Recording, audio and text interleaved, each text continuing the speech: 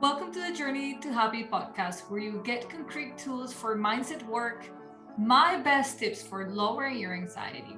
And you also hear funny and encouraging stories from me and others who have stories to share.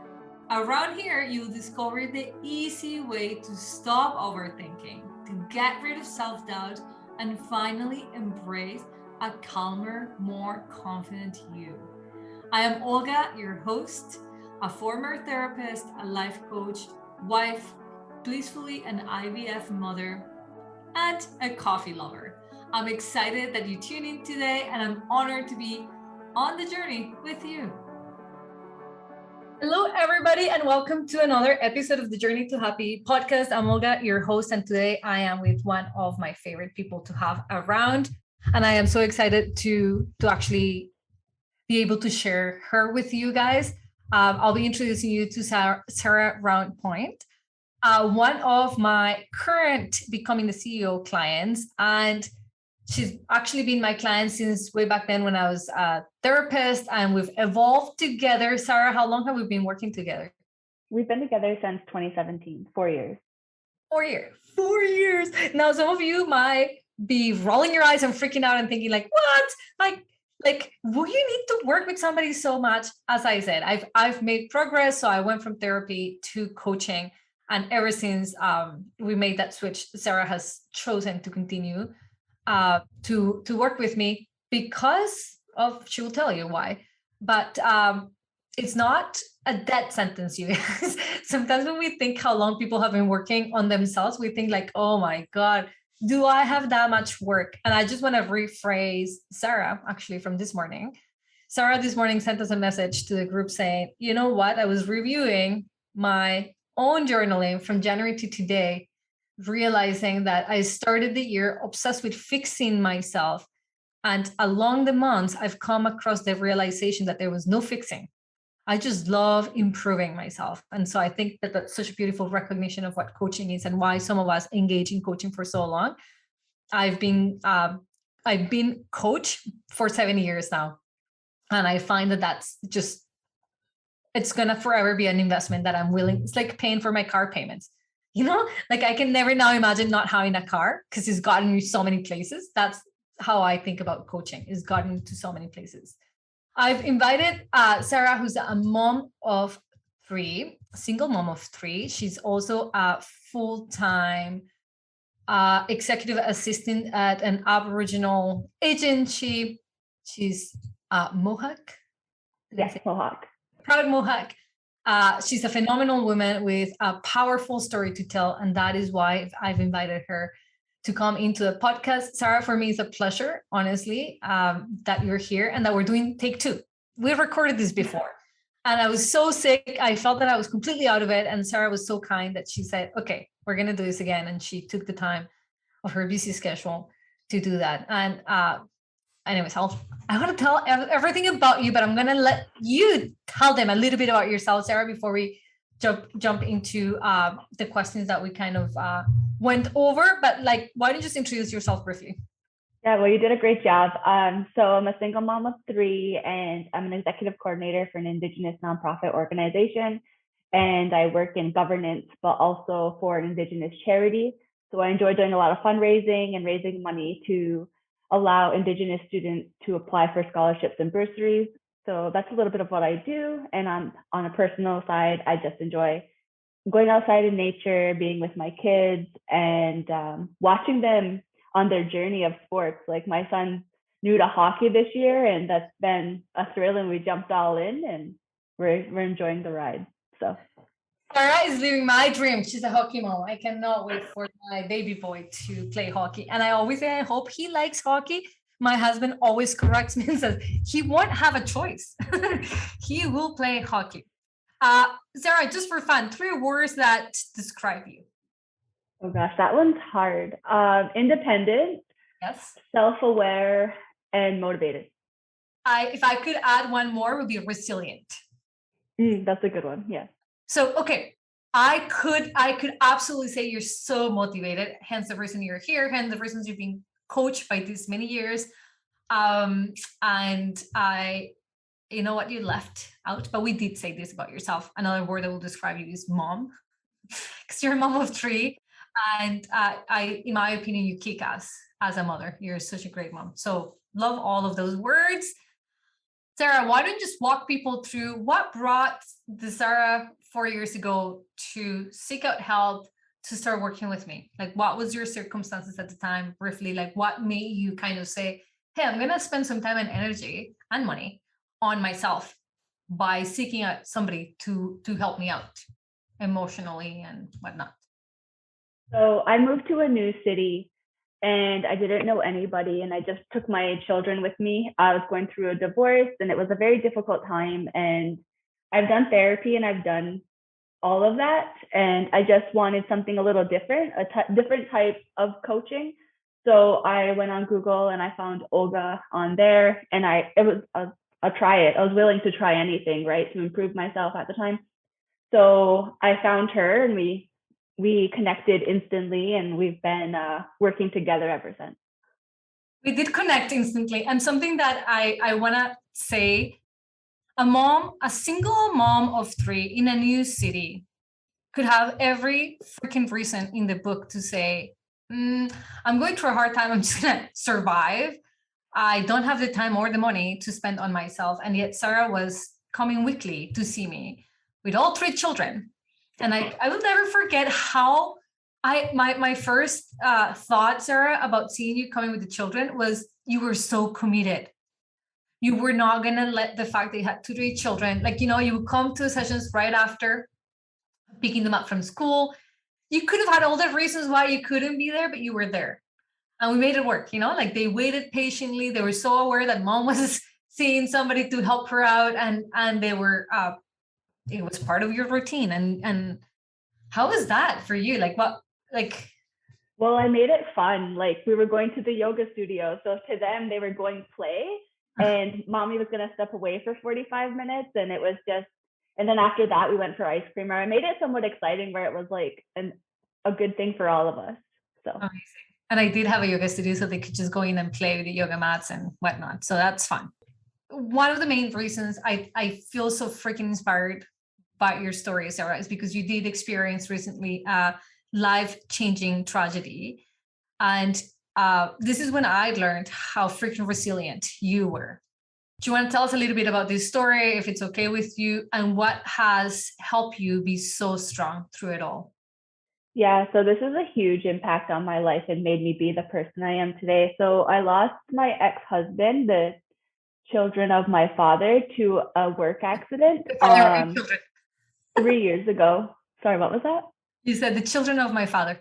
Oh, the father of my children, my bad. So I lost, my children lost their father 3 years ago to a work accident, a tragic work accident. And it was just an unforeseen circumstance. Like, it actually, his anniversary is the day before Halloween, so it's coming up and it's a tender time for us. But so getting the phone call and just having that experience, like, just to process those emotions, but not just that, having to like sit your kids on a couch and tell them that their parent is not coming home. Like, that's the hardest thing I think I've ever had to do. And it's something you don't plan for, and it's not something you're ever ready for, right? And with the type of incident it was all over the news. So like, as many times as I've watched it that night before I announced it to them the next morning, I still didn't think it was real. Like, even to this day, sometimes I'll be like, it's not real, but it is. So, and the thing with this is, he was my ex-husband, so it was super difficult, because as much as you still care about each other and like have that internal relationship to the society, you're divorced. Like, why are you grieving your ex-husband?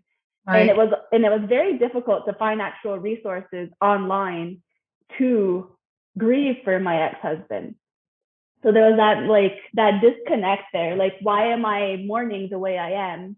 So it was a lot of internal like work needed to be done. And I think that's where we kind of jumped in full force. And then I even found my kids an amazing therapist who helped us with, and we just went all on board. And it was just, my goal was, we're never going to forget their father, but we need to heal in a healthy way so we can move forward.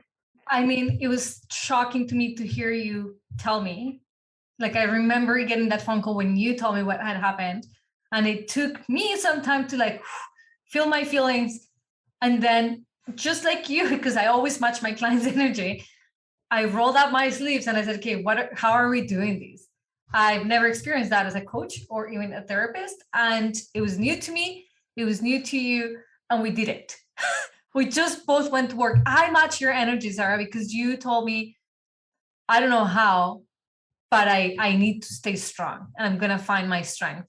How do we go about it? And that I knew before I met, like before this time, because this happened like 2 years after we had work, like right? It's been 2 years about. Yeah. I knew you were strong. I knew you were so persistent. But Jesus will like this ever show me the resiliency that lives inside of you. You took matter, you took this to heart. You took time. You found the people that could help you for you and your child. And you committed. This is what impressed me. You committed to yourself even more. It's almost like you understood. You can tell me like what was going on in your mind, but it's almost like you understood you were the pillar of this house, and the pillar had to be really strong. Well, it was difficult, to be honest. Well, obviously, but like when everyone's texting you and telling you need to be strong for your kids, you need to be strong, like that was a lot of pressure. And then even myself, like their father's the funny one. He's the like, he's the dad. Like he's the one who's supposed to be taking my son to hockey. And so like all of these things come up, and it's like it was definitely a lot of pressure. And I literally was just like I just kept going. There was no thinking. It was just like, okay, what's like step one, step two, and just every day was a new task, and we just got through it. And then I had a lot of amazing support that helped us, so that was definitely very helpful. And that you accepted the help, right? Because I remember at the time in your life when that was hard for you, that you thought it was a sign of weakness to accept help, to say, I need help. And not just like therapy or coach, but like somebody coming to clean your house, or somebody, and today we're celebrating that you had cleaners coming to clean your house. And you're like, Yeah. yes, this is a win. I'm like, yes, it is. Sarah, what would you say has been the biggest mindset changes that you've made over the years in coaching? For me, it would be being enough. Like I had this limiting belief that I'm not enough. Like it's my blueprint. I always everything that I believe always stems back to that. So acknowledging that and understanding that that's where my thought process goes, that's been a huge change. But also boundaries. Like once I understood the purpose of boundaries and how it doesn't make you a bad person for having these standards for yourself, it actually makes it a lot easier to navigate what should and should not be in your life. I want to talk a little bit about the blueprint, because for people listening who have never worked with me, they have no idea what we're saying. I'll describe the blueprint work, and then you can say how that has been impactful to you, Sarah, or what your understanding of it is. But I essentially, the first thing that I want to do with any person that I work with, and because Sarah is in the CEO program, that does give her one private session a month as well as the group sessions. What I want to do in those sessions is try to find out what is the biggest limiting belief my client has that rules all of the other problematic thoughts. And so the most recurrent common one, and I would say like that's true for our group right now, Sarah, you probably agree with me that most of us have the recurring thought of, or belief, excuse me, limiting belief of not being enough. I call it a blueprint because it's almost like imprinted in your unconscious, and you don't even realize how many thoughts and decisions and behaviors you might have that come back to that same belief of I am not enough. What was it like for you to discover that once, and how has it changed you to know this is your blueprint? In what ways does it empower you, or in what ways does it allow you to change some of your behaviors? What behaviors will you say have changed because of that I'll awareness? start with that. Like for me, it was confidence. Like I always blamed it on I'm an introvert, I have anxiety, like all these other things, but it wasn't really that. Those are all like little beliefs that hide the limiting belief of I'm not enough. And like once I understood that, like I'm not enough, I went even deeper and I'm like, well, why am I not enough? Like, where does this come from? Who's that little girl? And then I'm like, and then I peeled that onion as well. And once I didn't just heal the now, I healed the past. And that allowed me to move forward. I love it. And I've seen you peel that onion. We keep getting to places you're like, oh my God. Like recently with even for those who are not in Canada, recently we have found thousands of bodies of Indigenous children in what were residential schools, which if you want to educate yourself on that, please do. But is genocide that happened in Canada with Indigenous communities by the government and the church trying to continue to colonize Indigenous communities by removing children from their homes, bringing them to residential schools to teach them to be Christians and to teach them English or French, and abusing them to the point that thousands of them died in the hands of the people in these residential schools, dislocating families, creating genocide of a culture. And so that recently came up in the news that they found so many bodies. And Sara, you being who you are, you're like, oh my God, I can see like the last residential school closed in 1997. We to this date have so many impacted families by that. And one of your realizations about your sense of enoughness even was related to how your parents and your grandparents never really had an opportunity to be shown like love because they were impacted by residential schools.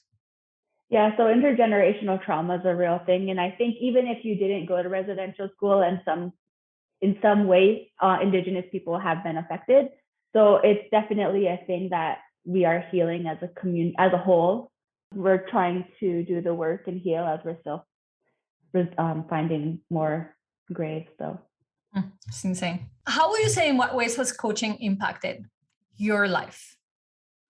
People hear about coaching, but like, how does that relate to impact in your personal life? What have you seen as a woman who's been coached pinpoint at things that have been impacted positively, negatively, so? I really enjoy coaching. I like doing the work, and I like learning a new person. Like I'm constantly like I don't want to use the word evolving, but I'm constantly growing, and I like the person I'm becoming with coaching. So that's what makes me keep doing it. And like I'm a completely different person than I was a year ago, and even like than 3 years ago. So I just keep becoming more confident, enjoying myself, and like being in tune and loving who I am as a person. It's kind of my self-care. Mm-hmm. Sara, you recently, like a year ago, like yeah, before you signed up for the CEO, you were just hiring private coaching. And I think we talked about this before, but I just, to me, this is a highlight of your own who you are. You messaged me and you said, because, okay, well, should we tell them the story how you bought a house? Yeah, go ahead. I'm going to start crying already because I cried the first time, I cried the second time, I'm going to cry again. Okay, so you need to understand who Sara is, and this story will really tell you so much about Sara. So Sara freaked out at the loss of her ex-husband, as any human would. And then she tried to like figure it out. What do my children need? How do I become all things? She finally came to the conclusion that who she really needed to be was their mom, and let them experience the loss of their father. And that has taken so much of your energy, I think, and good intention. But Sara kept working. Sara kept having goals, and one of her goals is she told us she moved to the city. This is a new city to her, was to stop renting and buy a home. Now, was that an elevated goal? Was that like a bit up out of your comfort zone? Like you have to work hard to get there? It was just like living in an apartment with 3 kids. It was always a goal, but it was never something I thought I could get to. Why not? So, What well, did your limiting beliefs telling you that? my limiting belief was I needed a partner, I needed a husband, I needed that other person to help. Like we needed a family to create a home. I never wanted to accept the fact that I am a family and I already had a home. Like I thought that I was like, I didn't think I was enough. I didn't think I provided the entire package. So whenever their father passed away, it's a realization like, okay, he's gone. It's just me. So I need to now create this home. and I need to create the next chapter of our lives. So I contacted my realtor and my mortgage broker, and we made it happen. And I had an unrealistic goal, to be honest. Like, I contacted her in November during COVID, and I was like, I want a house for Christmas. And she's like, we're gonna make this happen. Like, I love their attitude. So it definitely helped me stay motivated. And my realtor helped me decorate Christmas morning. Like, we were decorated. So on Christmas morning, I surprised my kids with a house. And it was, I don't think I can ever match that Christmas gift. Or that I can ever talk after that. So Sara tells this story like it was a matter of fact, after having lost their father, going through a year of grief, trying to figure it out who they were after this trauma in their life, Sara decides on a single income with some of the money, I suppose, that you did receive from him passing that belonged to your children. You decided to make good use of this money, and she says, I'm gonna buy them a house for Christmas in November. Like, for those of you who are not in Canada, like, nobody moves at Christmas. Nobody moves in winter. Nobody sells house in winter because everybody's like, nobody wants to move when there is like so many feet of snow and it's cold. But Sara had a mission, and I actually found out as you had bought the house, and he said, yeah, so this year for Christmas, I am going to give them a house. So I've decorated, and like, I'm a big sucker for Christmas and Christmas miracles and all of that. That's me. And Hallmark movies all the way through. That's me. Yes, I cannot wait for them to start. Sara tells me the story, and I'm already so emotional. You guys, on Christmas Day, I get a photo. This is why I love being a coach and knowing my people so well, because I get to be so privileged to be a part of, see, I'm crying, those very special moments. Oh my God. Sorry, you need to take it on. Tell them the story. Like, what did you do? You had a key. Tell them that story. So I'm a sucker for Christmas as well. It's my favorite holiday, and I love the movie Miracle on 34th Street. And then just how they surprise her with like the daughter with the family and the home on Christmas. I've always like, that's a dream. Like, that's a dream, right? So I wanted to provide for my kids their next chapter. Like, I wanted to be that movie. So I made it come to life. And on Christmas morning in our apartment, I had a key in the tree, and I put two, like, there's a to and from, and I put from our old address to our new address. And I created a scavenger hunt out of it. So that was our last gift to open, was that. And it was and we got in the car and we put in the address in the GPS, and we drove here, and it was fully decorated. So it looked like, and there was tracks because I've been back and forth. So they thought we were breaking into someone's house on Christmas. They're like, what are a bunch of kids, right? Like, what are we doing?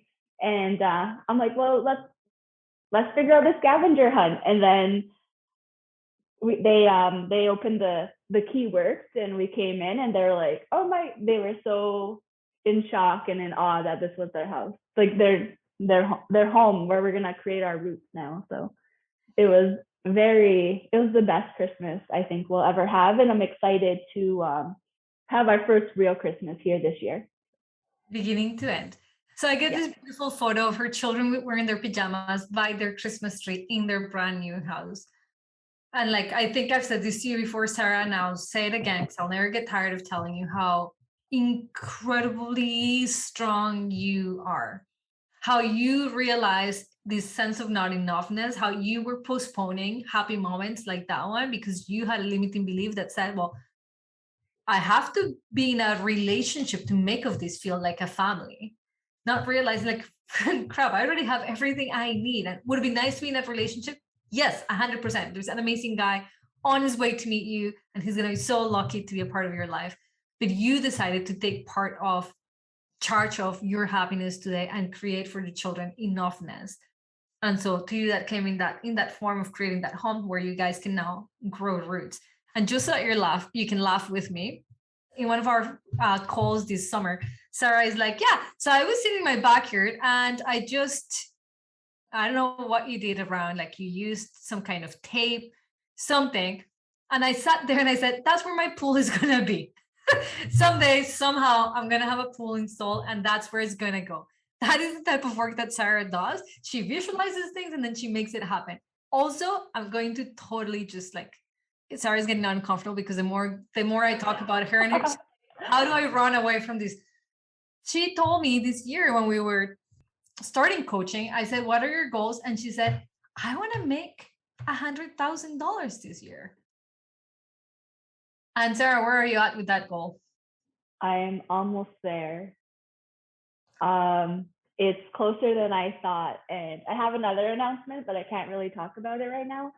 But yeah, so it's weird when you put your mind somewhere, like you get what you want. And back to like the pool thing, I just got a puppy in the summer, and we got him a little swimming pool, and I put it in the back corner, and it was great. But I'm like, imagine if we had actual swimming pool. So I put the puppy pool there for now until we're gonna have our family pool within the next few years. So it's a good visualization, and I always was like that. I love visualizing and attract, like, you obviously do the work. Like, law of attraction is not just you think about it, you look at it, and it happens. Like, you definitely do the work, but visualization helps me get to what I want.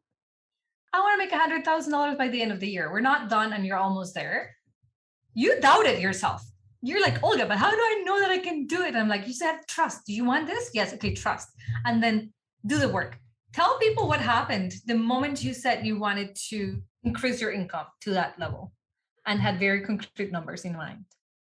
So I want to increase my income, and it sounded kind of ridiculous. Like, how do I get there? I'm not, if I don't do anything differently, but I actually reached out to a few people, and people reached out to me, and we started coordinating, and we started working together on a small business, and it helped me elevate myself and get out of my comfort zone. And what was also very helpful was the work we've been doing, though, because once you realize you're enough, like for me, that was huge, because I was like, who am I to deserve this? So once you understand and accept and believe in yourself, like, the confidence is what helped me to create all these new opportunities. Because if I was still shy and scared, I don't think I would have accepted opportunities that came to me. Oh, what's funny is that you're not shy, but you would have behaved as a shy person because you held the belief that you were not enough, so you didn't want to be seen. Like a tiny little small thing, don't even count on me. I'm like so small, I cannot make an impact. And by you working on your belief that you are in fact enough, that's bullshit that you've told yourself and no evidence for it, then you began to dream big, as big as your capabilities. And I do love one thing that you're saying here is that you didn't really know where the money was coming, but you just knew for sure that you wanted more money. And when we know what we want, when we're for sure of what we want, we don't have to ask how. It just comes. Will you agree? Yeah, like you're becoming in alignment. Like, okay, so this is what I want. How do I get there? And not just how do I get there, but how do I have to be to get there? So it's just understanding everything that you have to do and be accountable for to get to your goal. Mm-hmm. What keeps you accountable, Sarah? Just for fun. What keeps you motivated doing the thing? Well, what keeps me motivated is obviously my kids, but what keeps me accountable is our group coaching, and like just telling the group the highlights and things like that. And if you say something, it's like, oh shit, I have to do it now. So did I say this out loud? Did I say I was gonna make an extra 100,000? Okay, I'm gonna have to like do something about. By the way, I feel the same way. When I tell you guys I'm gonna work on something, I better do it because I said I was going to. Yeah. Well, that's the pressure, because I was like, yeah. Well, in July, I was like, yeah, I'm gonna go get my master's degree, and then I kept putting it on hold. I'm like, I'm gonna apply one day, and then it's like, crap, it's 2 months went by and I still didn't even do it. So I was like, okay, I have to do this. So I have to say I actually applied. So that's the accountability work. What did you apply to? For my MBA. And why? You already have a full-time job, you have 3 kids, you could be telling yourself, whatever, this is plenty. What's moving you to study again? I've always wanted my MBA. It's something I've wanted since I was in high school, and I always use my children as an excuse. Bingo. Now what? What are they? They're my motivation. So single mom, raising 3 children, working full time. Now a master applicant, potentially a master student. How do you justify investing in coaching? What is your thinking behind? I think like it's the mental drama because I could be in all these things and I could be stressed and I could literally want to quit because of all the mental drama. But I think with coaching, it helps navigate and it helps kind of like shift your perspective. So it's like, well, I have this thought, and it's like you kind of chime in and you're like, well, what about this? And then you kind of help us refocus, and it's like, oh, I didn't think of that perspective. So I think that's what really helps me, especially being a thing like having such a busy schedule. I need that motivation, like that kick, like the motivation. To somebody who says like, hey, when was the last time you took time for yourself? What are you doing about it? Yeah, and that was another thing too, is like you introduce, like everyone knows what self-care is, but I think with society, self-care became a thing where you felt it was selfish. And you kind of reintroduced it. It's like, well, you need to fill your own cup to like help your kids. So once I started in reinvesting in myself with just like yoga, working out, or even just taking a nap, like that allowed me to be a better parent. For sure. Now, I remember when you bought this house, you joined becoming the CEO, which is a 1 year commitment. And I remember getting a call or a message from you saying, I was sitting on my couch, going over my new expenses, and thinking to myself, I'm going to have to cut out coaching. There's no way I can afford it. And I will never forget these words. Sarah, you probably forgot them, but I would love to pick your brain. What was going on in your brain? But you said this to me. I looked around, I looked at my house, I looked at how happy I felt, I looked at my children who are thriving despite a tragedy. And I thought to myself, no, the one thing I cannot afford is coaching, because this is what's brought me to feeling this strong, to feeling this capable. What was going on in your mind to have given such value to supporting yourself? Because essentially, coaching supports you. Well, it was just a self reflection. Where was I before coaching and where am I now? And I am at a different place in my life. And I don't know, like, I can't say, I don't know if I'd be there, but I'd be here. I'd probably get here, but at a completely slower level than where I am now. Like, the amount of things that I've accomplished in the last year is like higher level than what I would have accomplished um, I think it's just changing my mindset. And I don't think like, you can read all the books, you can do the podcast, you can do all that, but unless you have that one-on-one and that like an accountability, I wouldn't have got there as fast. Yeah, I think it collapses time for you. I would agree with you. I think that I'll be where I am, especially in my business. That's something that I've been coached on like heavily over the last 5 years. Um, but it has collapsed time. Like I just learn so much faster. I can integrate faster. I can error so much faster. I made a mistake now, so now I can learn from it. So I would probably agree with you. What coaching does for people, the women I coach as well, is collapsing that time and just the progress you see. Now you've had the one-on-one coaching. You've also had the becoming the CEO coaching. What do you see is different? How do you see one is better than the other? Is one better than the other? You've experienced progress doing just one-on-one coaching. You've experienced progress in that hybrid of group and one-on-one. What do you think is like the main difference? Because I know you're not going back to one-on-one. You're staying at the CEO. You're doing another year. You've signed up for another year. So what do you see as the main difference and benefit of one versus the other? Like I said before, it's the accountability.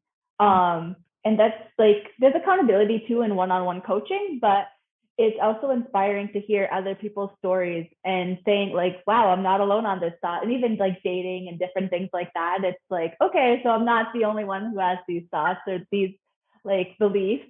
And it's just knowing everybody has their own journey and everyone's working on themselves. So you don't, like, I always felt alone on that. Like, back to the limiting belief of I'm not enough. It's like, why do I feel like I constantly have to fix myself? But it's not that. So being a group allows you to kind of hear about other women's maybe struggling with the same thing you do, but also you mentioned it at some point that it was healing on its own to just hear other people be like, I have that too. I also feel about this way about something that to you that was so, oh my God, I'm normal. Yeah, exactly. It was like, oh, okay, so this is a thing. Like I always felt alone on, like I said, I felt I was alone on things, and only I thought a certain, like I thought that way, and I thought I was the only one who thought negatively like that. But it's more normal than we think. Like, and it doesn't help when social media and everything portrays everything to be so perfect. Mhm. So you feel very alone, especially as a single parent with no one to really talk to about. But like you're not gonna Yeah. air out all that stuff. So What would it you was describe your relationship with the women in the group as? Like, is that a friendship? Like, what has been built? I think definitely a friendship, but some of them like I can just pick up the phone now and be like, "Hey, what is your thought on like?" Some of them become like really close friends. So, and that's not something I expected when I came into this group. I just thought I was actually like nervous. I went from one-on-one to I have to share my personal life with X amount of like 600 women. I was not ready for that, but it actually ended up being a great experience. And is it true that you have to share your personal life with a group of women? Will you say that that's exactly what happens? Yeah, you share your life and you kind of grow together, and you get to know each like you got to learn each other on a personal level. And if you just met like at work or something, you wouldn't like you don't get to that connection, right? So this was like an organic different connection, and it's like it creates a trust and it creates a bond. It creates one, yeah. And I think that we're all on the same plate. So nobody's there to judge. Nobody's there to be like, well, we're all there trying to connect, which I Yeah, think, it's a safe space. yeah, it's such a different space than like coworkers or even your friends. Like you're desperately looking for a connection. You're wanting to connect with them. Sarah, we're coming close to the end. I know you gotta go. You're busy.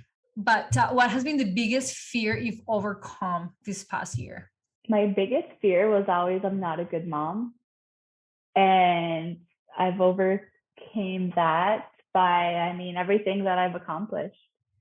And another fear was applying for my MBA, and that's another thing I've applied for. So I I enjoy my fear because it makes me, I look at my fear and I surpass it. So it's just another thing I need to heal and get over.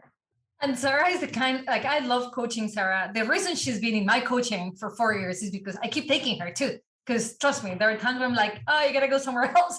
But Sarah does the work. Sarah is the kind of person that comes to the sessions, first of all, so prepared with a list. You know, she's like, let me pull out my book.